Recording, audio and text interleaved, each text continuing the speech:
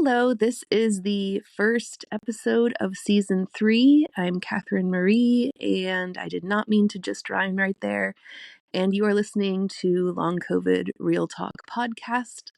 Welcome. I'm excited to start season 3, and I appreciate you listening and walking this journey with me. Today, I wanted to talk about probably the topic that I think about the most, and that is how to get through today.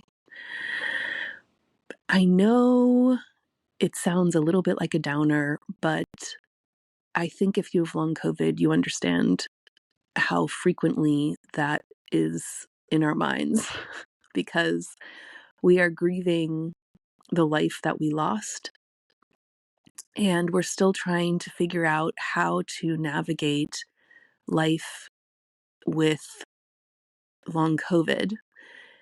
And just like with all of the stages of grief, we're just constantly going through different stages from one to another. And even if we seemed okay with it and felt like we were fine, then we might go into an angry mode for a while, or a denial mode, or bargaining mode, or whatever.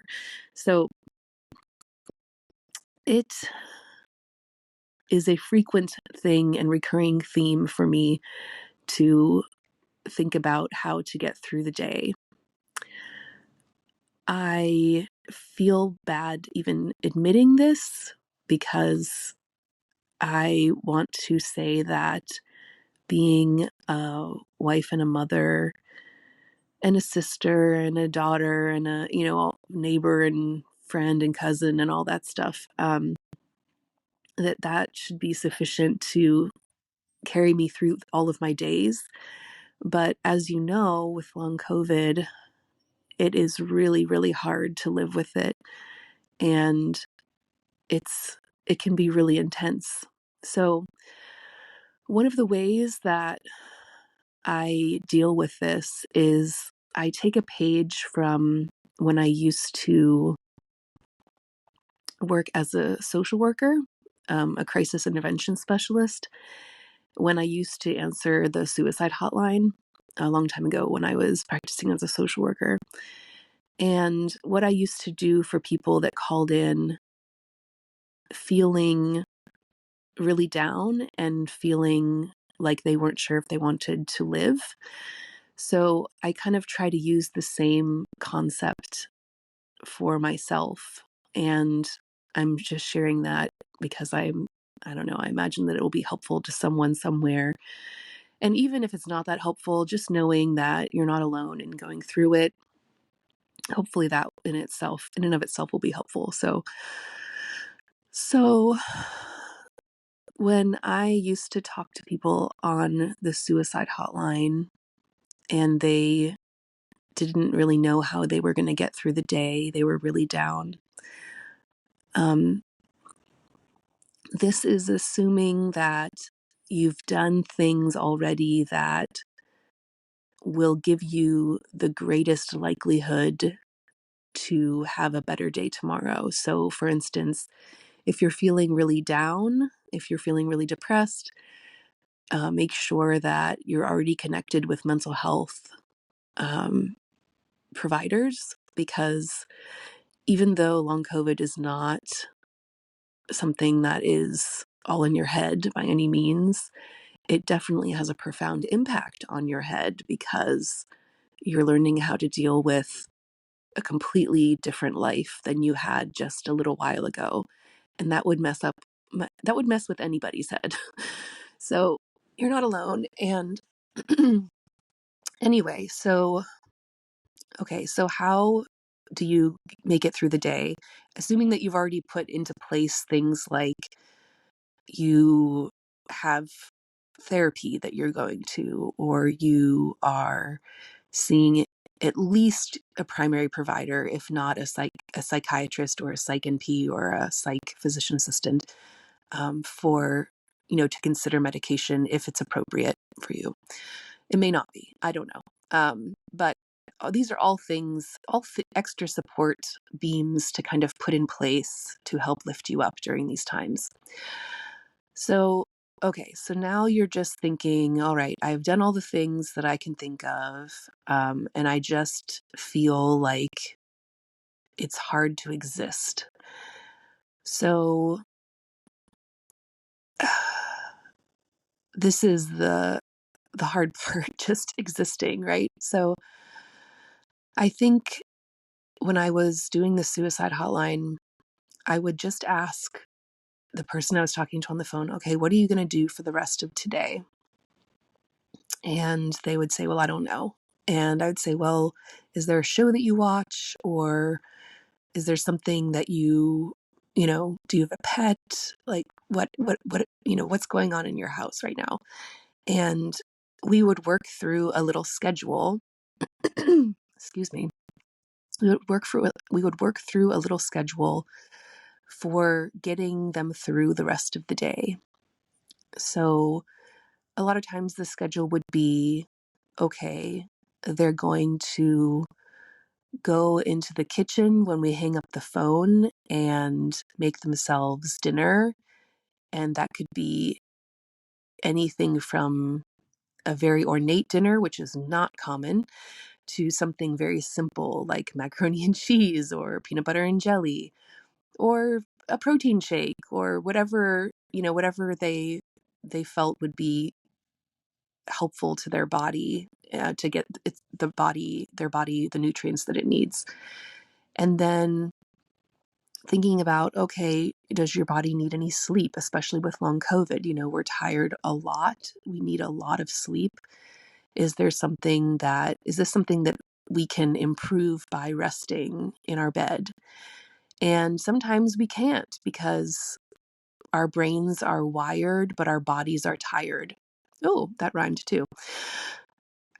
Our brains are wired, but our bodies are tired. So it's just kind of thinking, okay, what else can we do? How else can we structure our day? Because really, it's all about structure. It's all about having something that you're going to be doing next at a certain time. And that kind of alleviates some of the anxiety of just trying to figure out how you're going to exist through the day.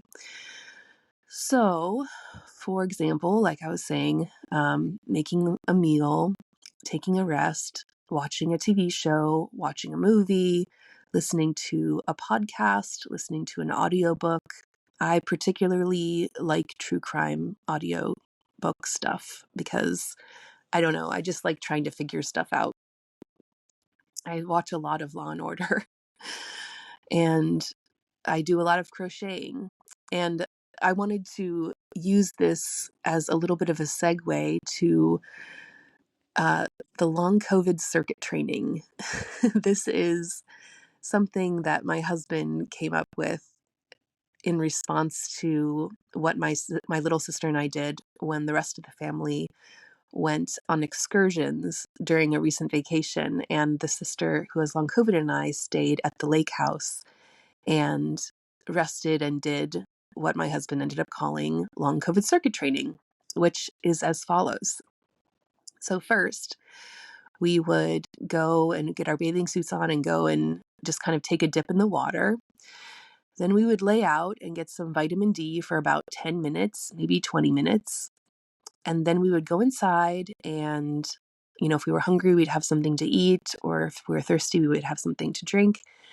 Then we would crochet because we both really like to crochet.